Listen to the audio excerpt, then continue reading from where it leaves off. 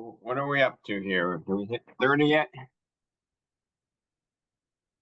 39. Okay, we'll get started. So, the foundation for today's conversation is, I go around and a lot of people are like, boy, I wish it was like it used to be. The market shifting, depending upon what geography we're in, it's shifting differently. And all these new companies with gimmicks and instant offer and different competitors. I think sometimes they get under our skin, they get in our head, and I think all these new competitors are forcing us to up our game, to find creative new ways to deliver value, and that is a very, very good thing. It's not a bad thing, if that makes any sense. And the amount of speed and the quickness at which the market shifted in Florida from an absolute hysterical seller's market to now a buyer's market, it's unbelievable. I don't know, Beth, you're still there, right? Beth from Celebration, are you still with we're us? here. I'm here. Here, hold on. Okay. Come and bring my computer. I have it on mine, Rob. So No worries. But I mean, so Amanda, how quickly did the market change in Celebration from sellers to buyers? It didn't happen overnight, and I would still not say it's a buyer's market. It's more of a balanced market here, I would say, in Central Florida in general. You have some I'm here property. with other agents. I think everyone's nodding their head. We all agree on that. yeah. Okay. And Ron, how about by you? Is it a seller's market or a buyer's market now? There's a lack of inventory in our area down here. I'd say probably more of a seller's market. I was speaking to, and this is really interesting because I was speaking, is John Luca on? Maybe we don't have John here, but at our holiday party, John was telling me he put on 3 properties in Pembroke Pines, and for 2.5 weeks, he got 0 showings. We got Okay. a listing in Pembroke Pines. What did we sell it in 17 days? Not even. Just recently? Yeah, we just closed on it a couple days ago. All right, give Johnny a call. But I think that the market is shifted. At least it's not as robust of a seller's market as it was, and in some areas it's becoming a bit of a buyer's market. Are we seeing anybody in Arizona? What's the feel there? Are you balanced? Is it still sellers? The buyers market. Buyer's market, Rob. The buyer's market. The Cromford report just came out and said it's a buyer's market. And how long did it take, Tricia, to flip from a tremendous seller's market to a buyer's market? By the way, I love your background. Oh, thank you. I would say 6-8 weeks. So Arizona people can jump in. That's sort of what we've seen. That was a pretty. But our luxury market continues to be very buoyant. We're the next Beverly Hills, so. I agree that it's shifted to a buyer's market. I think that what I'm seeing is that buyers are getting way more picky. They want to be able to walk in and just move in unless they're much lower price, lower down payment. That they want sexy. Yeah. So the market doesn't adhere to what we want, number one. Number two, these challenges and these competitors that come up in the marketplace, and I don't know who has more discounters. Tricia, do you think you have more in Arizona, or do you think we got it more in Florida? And there's a discounter on every corner, isn't there? There is. I just respond when people text me or call me. That's not my market. So. So don't wish they weren't there. Just figure out ways to demonstrate what value you can provide. And to be honest, if your value isn't there, it doesn't mean that's a bad thing. It just means let's reinvent the reasons why people want to work with us, right? Without competition and without changing markets, we would never grow. Like we'd probably still be working off of paper books because there wasn't competition, there wouldn't be IDX, there would be all these competitors chasing us, putting pressure on our commissions. Yet, I don't know, is there anybody here that has seen their commissions go up since the settlement? Their average commission, because you're able to now demonstrate what you're worth on the buyer side. Is there anybody there? I was at an Arizona Realtor event last Friday. That's why I missed them. Was only able to be on part of the mastermind, but the highest percentage of the panel were saying they're making more money on the buyer side and the selling side. So I think it's a win-win. I agree. I'm seeing it inch up. So Hey, you're Rob, can I share something with the agent that he said he did not have for 2 weeks, no showings? Hey, I don't know if John is on, but go ahead. You can share it with the group because it's just Right. So, yeah, I have a listing in West Windsor, and the owner, he said, Karma, oh boy, you froze, Karma. Karma, when you come back, we'll pick up on that. Right at the money part, the owner said freeze. Without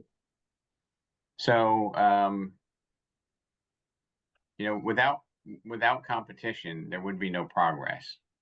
Okay, without change, for me, one of the biggest changes that I think is positive is one of the worst things that happened in the real estate market, which was the 2006 to 2008, maybe even out to 11, readjustment of the market with the credit meltdown. Because what it forced me to do is it forced me to get in the front line and try to help solve the problems. And I think that was a big gift. I think that was something that short term set me back a little bit, but long term positioned me better, stronger to weather the storm, so to speak. Gives me more confidence to know that there's a solution to every homeowner's issue, to every home buyer's issue. Okay. 2022, we had all these buyers that didn't wind up buying. I think a lot of them are on the sidelines, and they're on the sidelines a lot because of sentiment. Everybody was buying back in 22. Now everybody's on the sideline. They're waiting for the election, and there's been no dog whistle calling them off and telling them it's okay to buy now, right? The secret signal didn't go out. And that's where our communication needs to be. Not only our communication, but our resolve and our results need to be strong, right? We all have a bunch of offers that we submitted in 21 through 23 that didn't get accepted, that the buyers, to our knowledge, haven't bought. Yet the dog whistle didn't go off to tell them it's safe to buy now. I don't know. I cut somebody off. I don't know who was saying something when I cut you off. Robert? Yeah, so just to your point, I became a realtor in 2006. Got, a fairly decent start. 2008, 2009, as you were talking about those very tough years, turned out to be the best years I ever had in real estate. And it was because every day I did everything in my power to try and help the people, giving them information. I was always recognized as the agent who, if you asked, how's the market? I didn't respond, oh, it's great or it's terrible. It was a specific answer based on knowledge of my communities that I do business in, and that's what they wanted to hear. And when I was able to reassure them that life goes on and it wasn't going to be the end of real estate, they were happy to sign up with me, and we got the job done. Like I said, the best years of my real estate career. Short sales in those days, huh? No. A lot of foreclosures back then. We had some there, but I think probably Robert, you didn't do much of that, right? Short sale foreclosure, 8 to 10. No, maybe 2 transactions in my career. I sold lots of short sales and foreclosures during that time, but I was never a listing agent. I sort of had the gut feeling you had to be a team to be able to be on that side of it. So those markets, and I assume it was probably relatively worse in Arizona than it was the rest of the country, right? Because you had a lot of speculative buyers, right? I was selling $60,000 homes in the outlying areas, and like almost the whole street of homes were short sales and foreclosures. That you can't touch those properties for less than 350,000 today. So you you really you were like the epicenter or one of the epicenters of the financial crash. I think you, Las Vegas, parts of Florida, right? Where a lot of the speculative appreciation was, and a lot of the funny lending. Right. But if you think about it, don't those challenges, in essence, make you a complete agent because you've seen it all? Absolutely. And the competition, like, if this business, does anybody wish this business was easier? If you're going to be truly honest, right? Do you wish it was easier? I don't know. If you have your camera on, I think you get more out of it, but raise your hand if you wish it was easier. You know what? Rosa and Tricia and whoever raised your hands, if it was easier, you know what? We'd get paid a lot less. That's the reality. You're probably right. If it was easier, there would be more competition and we would get paid less. And you need to wish you were better, and you need to continue to focus on, keeping your business, your brand, your mind, your body healthy so that you can show up as a full person and you can resolve anything. And I know I can't resolve anything, but I really feel like I can. And if it can be solved, I feel like I can help somebody solve that problem. If that makes any sense, right? And that's something that, it's more of a mindset than I don't have a secret book of how I'm going to solve everything. But I really do feel like if Tricia, you came to me, Ron, Bobby Golden, you came to me with a unique problem, that we could collaborate and figure out a solution for it. And if this business was super easy, our pay rate would be equivalent to that of a travel agent, which basically has been eliminated, right? Everybody does their travel online. Do you think people are going to buy real estate by clicking a couple of buttons in any of our careers, even the younger folks? I don't think it's going to happen, right? Because the real estate transaction has gotten a lot more complex over the years, right? With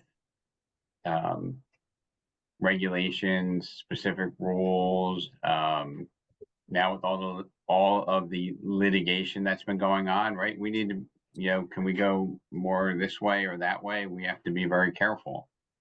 There's more attorneys being minted all the time that if we make a mistake, they're at our doorstep, like a wolf looking to cash in. So honestly, I think that the challenges that we have, the challenges that are before us, whether it's going to be a buyer's, seller's market, who has been around the water cooler where either a buyer's market or a seller's market, you see those same people complaining, right? When it's a seller's market, oh, I can't get any of my buyer's offers accepted. It's a buyer's market, my inventory is sitting, right? And these are both opportunities for us to separate ourselves from the pack, to differentiate ourselves, to provide a different value prop than the rest of the industry. So, and I know I saw one of our one of our teams had got some free advertising. Glenn, are you still on?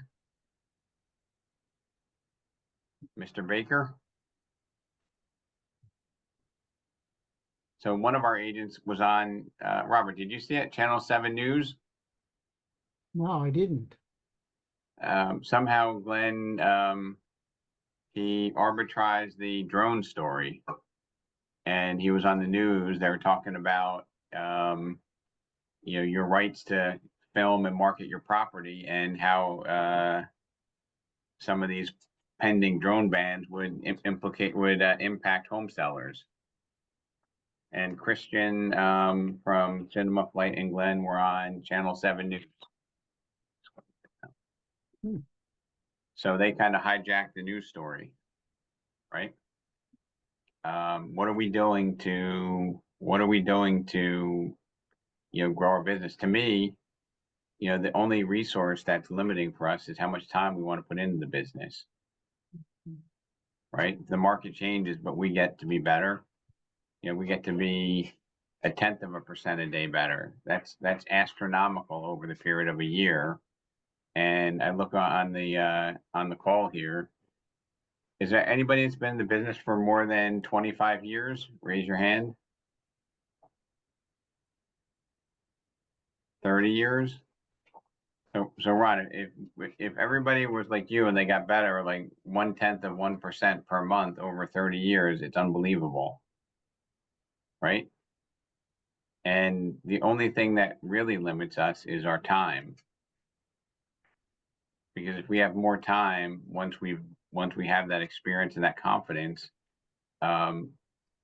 we can continue to grow our business. I don't fear the changing market because there's a floor of around 4 million transactions that are going to happen regardless. And I think everybody on this call should be, yeah, your limitation should be the amount of time you put into the business, not what the market does. Yeah. Right. And if you can interpret and educate people on, you know, the nuances of the market and the recent shifts, you're going to be ahead of the game, right? If you can focus on how to improve your people skills to get more transactions done. You Okay, know, we have a new idea that I shared it with Trish and when we were in Maryland. And what we did actually, we did seminars for an adult communities, which is we went to a clubhouse that they have all the emails for the senior citizen, and we shared with them how is the new law affect them as a seller. We had about 15 people came through, and we shared with them what we can do in PowerPoint. This is one idea. We don't know the result from it yet. This is something we'd like to go to all the adult communities that you already have the email that can be sent to them. We don't have to do any email to be sent out to them. Number one. Number two, my apology for I've been disconnected because I have to charge the laptop. So my first one, which is for the gentleman, that my experience, I have one experience. The house was in West Windsor, New Jersey, which is one of the best location in New Jersey. And it was the only house on the market for sale. okay. Did we lose you again? Okay. And the homeowner, he said, Karma, I wanted to put it in the market for $830. I said, $830 is too much. Let's do it $800. No, please try it for me. I said, fine, so we'll try it. For 3 weeks, we did not get one single showing. The buyer does not put an offer in overpriced listing. It doesn't matter if a buyer's market or a seller's market. Number one. Number two, once he convinced to put the house on the market in just like 798, just 2,000 less than 800, we sold it. We get an offer immediately. So please share that with the agent. That is definitely is the price, nothing else. Right. So, I mean, you know, having a competent agent and presenting it correctly does have an impact. But to be honest with you, the best staging doesn't overcome overpricing, and overpricing doesn't work in a good or a bad market. Nope, no, Um, absolutely not. so I actually had something I wanted to piggyback off of that on. So Karma, Yes, sir. there's a lot of good agents in your local marketplace. Yes, I mean, there's a lot more bad ones, but there's a lot of very good, competent agents in the greater Princeton market. yes. And I think one of the differentiators that we need to focus on for 2025 is maybe not solely our knowledge of the market, but we need to focus on how do we communicate during the process. And the communication starts with that painful experience of having a seller who's like, oh, Karma, I was referred to you by my neighbor, or I bought a house through you before, but I want to list my house at $850 instead of $799. And we know how the story is going to end, right? Yeah. But sometimes it's hard to get that message across. Would you agree? And Yes. you've done this for a while. Yeah. And was there anything that you could have done differently in the beginning to have avoided that initially unattractive price? Well, I did share with him that the market right now, you look for the home that is sold a little, is asking price a little bit than the market value. They get more money and they sell for more. We did everything. I am not in a hurry. I can wait. And you know what? I wasn't actually in the community. I lived in the community for a long time. He know me very well. But for one reason or the other, he insists on the price. But there are some owner, they will accept later on and I have this agreement with him before. I said, if we don't get an offer, would you willing to reduce the price in the same what we did? He said yes, but some homeowner would not. So he did. So I did use every single I can. It was a beautiful home, the only one on the market in a great location, upgraded to the top, not a single one showing because of the price. You know, sometimes, I don't be. And I would love to hear from somebody else how you can go over, come, for an owner who don't want to reduce the price. So Carmen, I'm gonna take a indirect pathway to get to a suggestion here. But I want to ask, how many people have gone to a Tony Robbins seminar or a nationally renowned speaker during your career? Lots of them. One, two. Carmen, you ever go to I use his I actually go to YouTube and I go to his seminar from YouTube. Okay, so I see Bobby. You actually been to one of his events, Bobby Golden? One of his. I was trying to answer your question. I see Daryl Davis. I've gone to Floyd Whitman. Okay. I've gone to Craig Proctor. So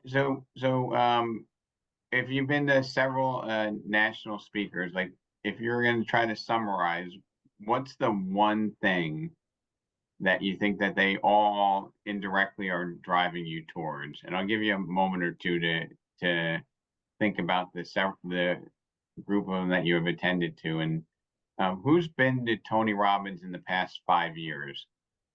Anybody? I have. Who's that? Lisa that from Deborah? Florida. Who's that? It's Lisa from Florida. Oh, Lisa from Florida. So you've been in Tony Robbins. Now, if I were to ask you, Lisa, what's the one thing, and I want you to think about it, that you took away from the event? If you're just trying to give me one thing. One thing, can I And, say two? you said if you want to live a better life, you need to Never stop prospecting. And that's what I said, but no, not Tony. Does this ring a bell? If you want to live a better life, you need to ask a better question. Did you pick that up from his event? Yes, because we have to ask a lot of questions to be able to find out exactly the motives of them wanting to sell or buy. Right. So like I literally, when I think back to, I went to 3 of the 4-day events with Tony Robbins, and a couple of things that stay in my head. And the first time I thought it was like ridiculous. You want a better outcome, ask a better question. Right. And I've parlayed that into the real estate business, where we've all been taught to educate people by talking. Right? We tell them, oh, who's ever seen that pyramid? The higher the prices, the less showings, and the lower the sale price you get. Anybody ever see that pyramid, right? And when you pull that pyramid out and you try to explain it, how does that usually go? Does the seller fully engage, or do you think they're just like digging their heels in on whatever they thought? Anybody want to comment on that? If you ever use the very valid pyramid of activity and price. I So, use Ron, this one. you use it, Karma? Yeah. And how does that work when you tell them, hey, the higher the price, the lower the activity? Does that work well? Sometimes, all the times, depends. What do you Yeah, I start really recently use it now, and it does work because I can show him in the first week if the house price well, it will sell above asking price. And if the house went down to 30 days and you don't have an offer, it's mean you're giving a negative something about your house, because people, they don't know it's only the price. So when you start right, you will always end right. If you come to 90 days, this is the buyer are going to take advantage. You're going to get less offer, and you will actually, the buyer will you have to accept the buyer condition in the meantime. So definitely it is the first week is the best you can have it in the market. After 1 month, you know that you will get less offer and less accepting condition what you're looking for. Great. So, Deborah, you're raising your hand? Yes, I did. When I was working a lot and I used it, one of the things that I also always brought was a home in their price range. And you can show them in black and white. We have the pyramid up, and then on the bottom, I would have my papers already ready with certain things highlighted for them to just point out and see. And I would start with the ones that went quickly. And this was, oh my gosh, look at this. It was only 3 days. It's the same model, blah, blah, blah, blah, blah. And by the time you get down to the one that was 3 months, 4 months, and I would put a line on each one of those papers that I had, the MLS printouts of how many houses there were that sold in 3 days or 3 months. And, oh, look at this one. They even fell off the pyramid. So I showed them in black and white also with facts. So then it wasn't just me showing them. So one thing, Deborah, I'm going to suggest to both you and Karma is an easy analogy, which is we should be listening twice as much as we're talking. Okay. And this is what Tony taught me, and it took me several times for it to really be internalized. But when we're talking, we're trying to convince. We're sometimes we're at loggerhead with a prospect. If we can ask questions that can get them to self-discover the solution that's correct, and we do have the right solution. If I can get a prospect to answer the question instead of me explaining it to them, they don't argue or fight with their own words. That's the magical part. So if I said to them, if homes that, price, ambitiously or lottery style or uh, significantly above the market, this is how they behave, and this is how the market rewards or punishes them. If we decide to work together, how would you like to have your transaction go, or where do you want to see that position? It completely changes the narrative by asking a better question. Okay. And although we are all very, very knowledgeable, although we are all experts in our local market, sometimes we don't need to give all the details. We just need to be able to listen and give them what's relevant to them, right? Because if somebody was to ask you a lot of questions about a particular situation, is it possible that if they asked you every single question that your listing could be 2 hours, 3 hours long if they asked you a lot of questions and things that you knew? Is that possible? I don't know. Alex, are you able to talk? Alex Burns? What was the Hey, question Rob. for me, Rob?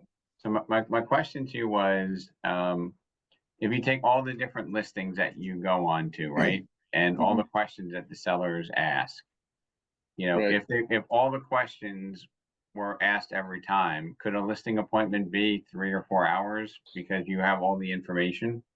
Is it not possible, right? For sure. I mean, I kind of take control of the situation, so I do dictate the time that I'm there at the house. If they have questions that need to be answered, I'll address them potentially later, but I don't have time for 3 to 4 hour home evaluations or listing appointments. So Right, but so the point is sometimes there's a paradigm here where sometimes we are giving additional information that they don't want or they didn't ask right. for just because we know it. I understand what you're Okay. saying. Yeah. And that does not bring us closer to the outcome that we want. Just Sometimes we saying. could talk ourselves out of a sale. If we come in with too much information, it might overwhelm them or get rid of the confidence that they once had about making a move with their property. So again, getting back to what you were saying about asking questions and finding out what's important to them and just addressing those, you can be more efficient with your time. Right. Hey, Rob. Yes. Sorry to interrupt. I just have a couple more minutes. I'm going to be at my appointment, but I wanted to go back to your point about re-engaging buyers that are sitting on the sidelines, waiting for that whistle to blow. Do you have any suggestions of how to engage them back, even though I have quite a few, and even though I've told them that, they can always refinance and all this other stuff, they're still not comfortable jumping back in. What is your recommendations to get some of those people, especially with the new year, new presidency, new everything? So great, excellent question. And sometimes when we're reaching out to those people who kind of stepped on the sideline for a little while, the way that we engage them is going to be different because we need to ask questions. And the other thing, Mickey, is a lot of times we will get attached to the outcome and then we'll get discouraged, right? So I remember, this is probably 25 years ago, one of our agents here in Westfield said, hey, you know what, I'm going to do this mailing and I'm going to do it for a year, and we're into it for 5 months. And they're like, I only sold 3 houses from it. I'm probably going to stop it. And they just didn't understand that although they sent out 3,000 pieces, if they got 6 calls and 1 transaction every other month, that was probably worth it. And here, Mickey, when you make these calls, sometimes, we'll have conversations and it may not be right for them to buy at that time, despite whatever we say. We just need to know that we need to move on and just have more of those conversations. Because I believe when there was that hysteria, people were buying without home inspections. They were overpaying ridiculously. They were just doing anything they could to be the successful bidder in that environment, right? Now the market's become more normal. Are you seeing that you're able to get home inspection contingencies, Mickey, on your deals now or no? Yes, Whether on, yes, no, yes. The buyers that are looking, there's still a shortage in our area, especially for specific homes that, you know, a lot of buyers tend to have. So they're still willing to waive appraisals, waive inspections, do all that. I don't have as many buyers looking, and I have many that are sitting, that I've made offers for that we didn't get, that now have decided they're just gonna wait it out. so a small pivot might even be, you know, Mickey, if rates do fall down to 6.25 or maybe even 5.75 the beginning of 27 or the beginning of 26, the end of 25, what do you think that's going to do to the market? And ask the people, you know, when the rates drop, do you think you're the only person waiting? And do you think that I know, prices, explain that theory. do you think prices will go up or down when rates drop? Oh, I definitely think they'll go up, and we'll have a bigger pool of buyers, and it'll be Right. more competitive. So I But have there's- explained that process, but but the difference is if you ask the question as opposed to explaining it. And also don't be concerned with the outcome if you're doing the process, right?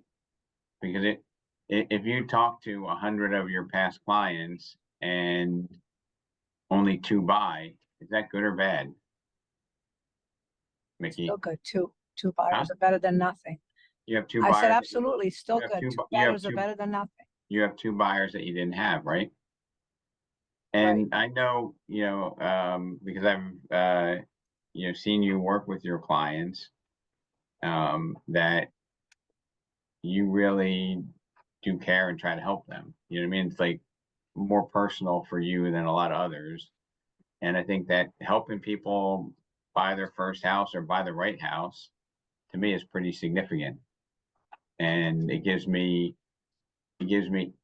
additional inspiration to figure out the way to get it done. So my advice to you would be try to reframe your conversations by changing the story into questions, right? By saying, you know, almost like, hey, Mickey, you know, just curious, what would you do if rates dropped after you bought it? And they're going to say, I'd probably refinance, right? And I'd say, what would happen if from this point on rates went back up to 9 and 10%, never came down again, and you bought a house? How would you feel? Mickey, how would you and Robert feel if you bought a house now Good at point. 6.75 Ask questions. and the rates went up to 9 or 10 and they didn't come down for a decade? Would you feel good or bad about that at that 6.75 when rates are at 10? Got it. Ask questions. Thank you, because Right. I just wanted to know what your thought was on that. I am at my appointment, so I'm gonna have to sign off. You but, got it. I great appreciate the meeting, and question. thank you. You got it. Alex, you have something to contribute? Yeah, I was just gonna say you kind of came around, which was where I was going with it. So as you kind of allude to the fact that, you know, people are motivated on what they're not going to get rather than what they are going to get. And I find as realtors, we're always treating customers like we're treating our feature sheets with listings, where we're constantly dumping all of the benefits. And although that's really great, it's not getting them to move. And so if the goal is to get them off of the fence or get them into a position where you want them to go shopping with you to explore the market, you need to have some leverage. And when we talk about the psychology of the market that it was 3 years ago, the leverage was people don't want to miss out. There was enthusiasm around buying real estate. And so I feel like it's not what you say, it's how you say it. And I love the questions piece because it lets them formulate the answer that you're trying to get to them to understand anyway. And I think as a professional will help walk them through that emotion and into that answer. And an amateur will just rush it and try to tell them what they need to hear. So be patient. It is a process, and help them kind of navigate. So anyway, great job. It's awesome. So, and any of you out there Mike Ferry fans, Mike Ferry disciples, anybody? Raise your hand. Come on, I know there's some of you. So speak up proudly if you're Mike. I know there's a lot of you out there.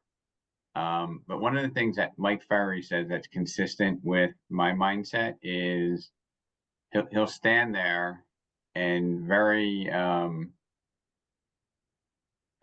mean, it's very in your face behind the podium and say, you know, step one is always have the courage to tell the client the truth. Always have the courage to tell the client the truth. And with that and the mindset from Zig Ziglar of if you can have whatever you want, if you just help enough people get whatever they want, and you're always telling people the truth, people will be drawn to you because you know what? A lot of other people are afraid to tell the absolute truth, right? There's a way to tell it. Okay, you don't have to be like, you know, Karma, you're crazy. Your house isn't worth $840. You're going to lose a lot of money. That to me is stupid and abrasive. But if you can be honest and get them to understand the truth by asking better questions, okay, you never have to worry about who you told what to if you're always telling the truth, because the truth is only one way, right? I know what I do. This is how I operate. So, you know, you don't have to worry about misleading somebody if you tell them the truth. And if you get them to make their decision by asking them better questions to get to the same outcome, it really becomes magical. So I'm putting in a little bit of Chet Holmes. I'll tell you where that comes in. I'm putting a little bit of Anthony Robbins. I'm putting a little bit of Zig Ziglar, and I got a cherry on the top of my whipped cream of experts with Mike Ferry, saying always tell the truth, always be honest with your clients. I agree. I know we're not I know we're not telling them blatant lies, but we may be, you know, tap dancing around the truth, right? And we may be misleading them to think, okay, well, I'll try it at that, right? So at the bottom of the foundation, I'm going to tell you, is Chet Holmes, in my mind, where he in his book says, you know, if you are the best in the business, you are the best option. Okay. Forget about a financial incentive, forget about a monetary goal. You have a moral obligation to help as many people as you can. How's that for mindset? Okay. You, Karma, you, Alex, you, Bobby Golden, all of you have a moral obligation to help as many clients as you can. Because if you look around the industry, how many agents don't have the same integrity that you have? How many clients might have a really bad experience, might buy the wrong home if they don't meet you? Is that true? Okay, so you have a moral obligation to help as many people as you can.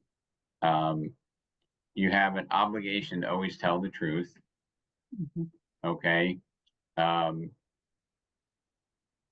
You have, in order to get consumers to take the right action, you need to ask better questions to get them to draw the conclusion. And I don't know who said this, but when you ask questions to get the conclusion, when people say, hey, I don't want to overprice my house, they don't argue with their own words because they have ownership of the process. All right.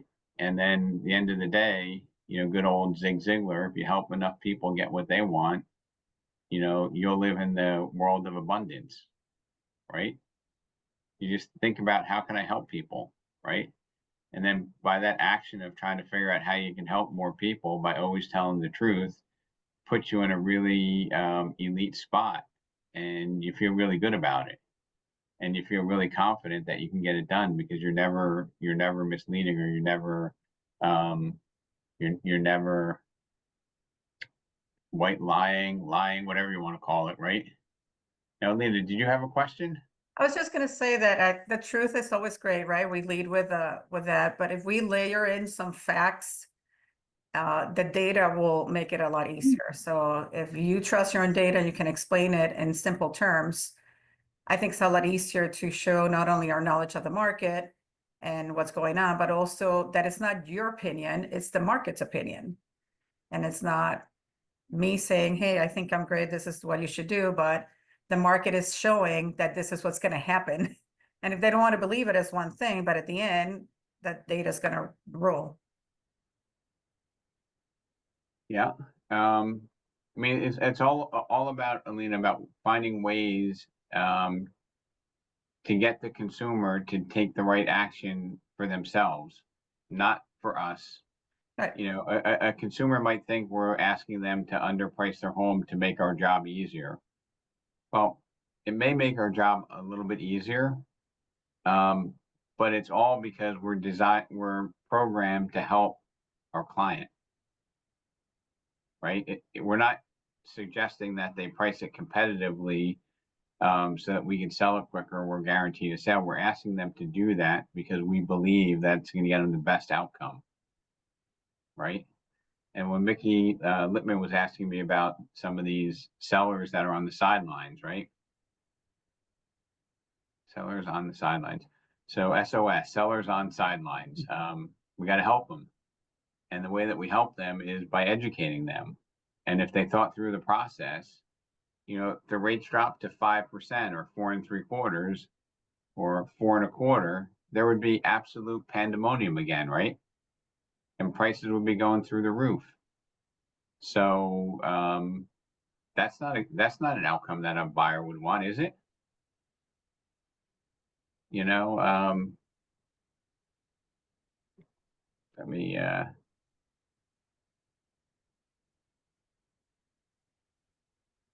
so I don't know anybody. So Kevin, if you have buyers that are out there, if you have a 4 1/4% rate and now there's 40 offers on every listing, how much fun is it to work with a buyer in that circumstance? Not going to be much fun at all, right? You're on mute. Oh, no, that's very difficult. Right. And did buyers have stress and anxiety when they were like making offers of 60,000 above the asking price and they had to waive the inspection and they had to waive the contingency? Was there anxiety there? Definitely. And not everybody felt great when that was happening.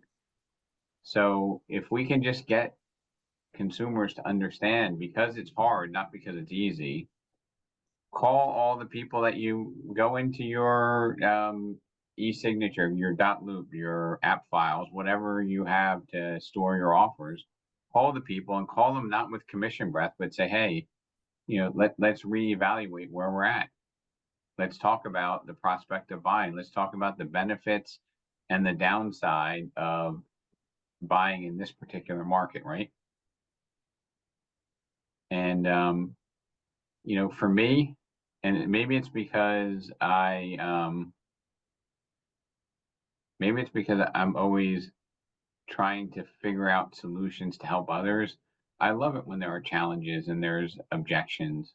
And I'm also okay with if it's not the right time now. But, you know, somebody says, hey, you know what? I'm in no hurry. I'm not going to give my house away. I don't need to sell. Like you, Wilson, with the arms crossed. I don't need to sell. I can wait for the right buyer, right? Do you know exactly how you're going to answer that question every time?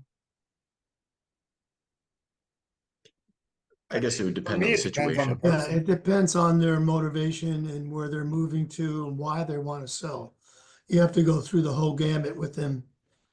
And then you'll know, but because if they tell you, oh, well, we want to move closer to the kids and we want to be there by sometime in June or July, and they want to put the house on the market in February, then you know you got a few months here that you're going to probably waste.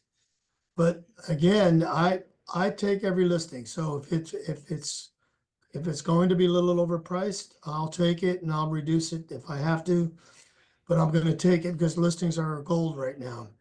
But finding sellers that are not motivated, you know, you have your job cut out for you. It's very difficult to. So Ron, I'm gonna give you something that I don't want you to answer in the public forum here, but if somebody says, do you think you could sell my house for 100,000 more? Right? How do you answer that? and I don't want you to tell me that now, but like I want you to think about that. And then Wilson, the folded arms, because I caught you with the folded arms. The seller's like, hey, I'm not going to give my house away. I'm in no hurry. I don't have to sell, right? How do you engage that seller? Usually with compassion, and that's where I get to ask more direct questions, and I want to get them to the point of why they want to sell. I just had one that I have listed right now that he wanted to rent it for a year because he didn't think he could find a house in moving to Phoenix. I sent him up with a referral partner up there, and I told him, I said, well, are you going to be able to afford the Phoenix pricing if you find the house you want while still maintaining a mortgage on this one? I said, what if one just pops up? He's like, well, no, I can't. I said, well, then let's get your house sold so you have that money sitting in the bank instead of calling me at 9 o'clock at night. I need to sell my house. I found the perfect house, and we listed 2 weeks later. So it's pressure points where you find it. But if somebody tells me I'm not going to sell right now, it needs to be more questions need to be asked. There's no to me, there's no blanket statement of here's why you should do it. Yeah, and you never really get, I never really had a seller that wants to overprice it 100 grand. If it's gonna be overpriced, maybe 25, 30 at the max. But you just gotta find the motivation of the seller, and that's where you get the right prices. So is it reasonable, Wilson, for a seller to think that, like a smart, rational seller to think that, hey, my house is slightly unique. I'm in no hurry to sell. I can wait it out to get the higher price. Do you think a seller can rationally believe that? The answer is yes, right? Actually, I have actually for this one, they are not telling you the truth. Basically, they just tell you, please don't pressure me. They're not telling you the truth. If they want to sell, it's easy want to sell. So I missed the point, Karma. Sure. Actually, the seller, sometimes they don't tell you the truth. I have time. I don't have to sell right now. They are not telling you the truth. What they are telling you, please don't pressure me to put my house low in price. I would agree. I would agree. And that might even be a subliminal technique, but they're just saying that, look, I'm not going to be a fire sale is what they're trying to say. I'm not in a hurry. Okay. But in reality, in almost every circumstance, virtually without an exception, marketing times limit the extended marketing times limit the amount of offers that you get and ultimately land you with a lower price. So, in my experience, the best way to engage in that would be to say, Wilson, if we take a position where we price it to try to find the perfect buyer that sees, the value that you believe they might see in the house, we don't get that client in the first 30, 60, 90 days. When would we adjust the price? And they're always going to give you an answer. And usually when I'm out with you or your peers, the answer is less time than you would think. A lot of times people say, oh, in 2 weeks or in 30 days, we got to lower the price. Yeah. It's a great way to set expectations too, because you're selling them on your abilities and your ability to sell their home for the most value. And you tell them, I'm willing to take this listing at what I believe is an overprice, but what are you willing to do as my partner in this? We are a team. I don't work for you. You don't work for me. What are you willing to do to help me succeed in selling your home? Right. So we're actually, I can't believe we're 4 minutes away, but I want to just complete this piece here. We were out in Celebration, Beth. You remember we were out there and there was a conversation about like the house that's been on the market for 242 days. As soon as you have somebody interested, there's multiple offers, right? So we see that sometimes and we get in our own head. But if you ask a home seller, hey, if we somebody's got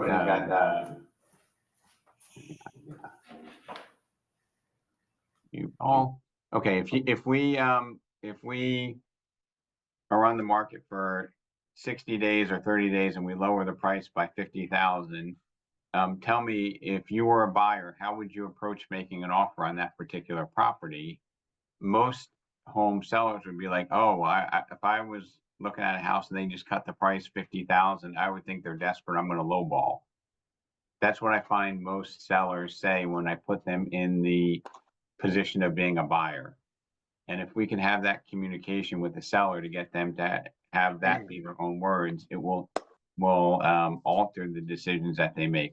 I want to have Alex here talk for a moment about, I think you're talking about something exciting coming up soon, right? Right. Thanks, Rob. Who has a Remax Christmas sweater? I actually got a listing from it last week, so ask me about that later. But the reason why I'm taking this couple minutes is just to bring up the Path to Platinum program. If I could get people in the chat, if you're excited to increase your business next year, can you just put like a heart emoji in the chat just so I know who's excited about increasing their business? We've got lots to go over, obviously, in January. We're starting it off on the 6th. I'm actually going to be dropping a video and a couple documents into an email today, so stay tuned for that. I know lots of people have been asking me, am I on the list? Did I make it? And we definitely have those that have filled out the form on the list, and we will be giving you some communication on that shortly. So stay tuned for that. If you have not registered already, please go ahead and do that. It's not too late. We are going to be kicking off on the 6th, and if you haven't registered by then, unfortunately, you'll have to wait till the next time we do it, which won't be probably till late next year. So do that. The Path to Platinum is for people that are in that 50 to 100K range that want to get to 250 in GCI. And if you're at 250 and you want to maintain that and work smarter, you're going to want to come to this training. I run a Pinnacle team up in Victoria, Canada. I know a little bit about how to raise agents up to get to new high levels. I have a team agent that has been in the business for 2 years, and he's at chairman level already, and he's still on my team. So for those that are growing teams and want to learn how to keep their agents happy so they don't leave them, you might want to come to that training. If you're a team leader or want to be a team leader, you should let me know, because we're actually going to be appointing some people to be designated team leaders for this specific course. There will be some awesome prizes Rob's going to be giving away, and the Remax Select Group family, for a couple trips. We're going to have some giveaways as gift cards throughout for all the other members as well. So we're going to make it fun, exciting, and productive. So make sure you register. We have a few new people on, new to Remax, that might not know what all the terms are. So Platinum is 250,000 1099 that you're getting. Okay. So that's the minimum, 250 to 499.99, right? So your next level will be chairman. Chairman, the person on your team is making over between $500,000 and $749,999 in their second year in the business. So that's some good pedigree to be around. And there's no magic sauce to it. It's just following the formula, true or false. 100%. And we're going to have a couple of these people actually come and speak with me. It's not just going to be listening to my voice the whole time. We're going to have a lot of interactivity. We're going to invite some of the team leaders. Obviously, we're going to hear from Rob throughout the training. So yeah, it'll be a lot of fun, and it's free for those that attend. If you attend and you drop off because of situations in your life, we will charge you at that point. But if you can make it all the way through the program, Remax Select Group is sponsoring that for you, so don't miss out on it. Yeah. What is the start date, Alex? What is the start date? January 6th. We're gonna kick it off. Yeah. Thank you. It's 3 days a week, and I'll give you more details on that in an email coming out. We're gonna send out to everybody in the brokerage. So. All right, and for those of you who celebrate Christmas, I want to wish everybody a very Merry Christmas. If you celebrate Hanukkah or another holiday, I wish you happy holidays. And if you have a moment or two, there's been a lot going on in the U.S. side of interest rates. I know, Alex, you're up in Canada, but in the U.S., there's a lot of activity on the interest rates, and now there's a potential government shutdown. I haven't been staying on top of that, but Frank, are you still on the call with us? I'm here. Yeah, just obviously, and I know it's 12 o'clock, so I'll keep it real short. I know it's been a roller coaster of a ride. The Feds did cut the rates 0.25%, but one thing positive, even though it wasn't positive news moving forward, the one thing positive about the economy and about the Feds cutting rates is it's free advertisement for us. So whenever the Fed cuts rates, we have everybody calling and asking, Feds cut rates, is it a good time to buy? Can we refinance? So whether it's good or bad, it doesn't have a direct effect on interest rates. It is positive news. There's been a lot of negative news. Now that the Feds cut the rates, they were targeting maybe 3 or 4 cuts next year. They're scaling it back to possibly 2 cuts because of the rise of inflation. Inflation is on the rise. So it's not a good thing, but the good thing is, Feds are going to cut rates again in the coming year. So far, they're starting to talk about 2 cuts versus 4. So we'll just keep an eye on it. But the Feds do give us free publicity. One thing positive that did come out was the housing starts, and I don't know if Rob talked about it, but the existing home sales jumped 4.8 from last month to a seasonally average of about 415 million units. And it was the second straight monthly rise in sales since a 14-year low in September. So home sales are on the rise. Interest rates are on the rise, but they're starting to come back down again a little bit. It's been a disaster in the bond market. But listen, home sales are on the rise. Interest rates are coming back down again. We can spin this off into a positive, and let's just keep everything positive. And I wish you all a very successful 2025. And Frank is our Motto franchise representative for Florida. And if you haven't met Frank in Florida, give him a shout. Yes, thank you all for your support. Yep. So everybody have a very safe holiday. From the bottom of my heart, I'm here to help. I hope you take a little, improve 1% every week, and then you'll be 50% better over a year. All right. Have a great one, everybody. Happy holidays. Happy holidays, everybody. Happy holidays. Happy New Year. Happy holidays. Christmas. Drop. Bye-bye.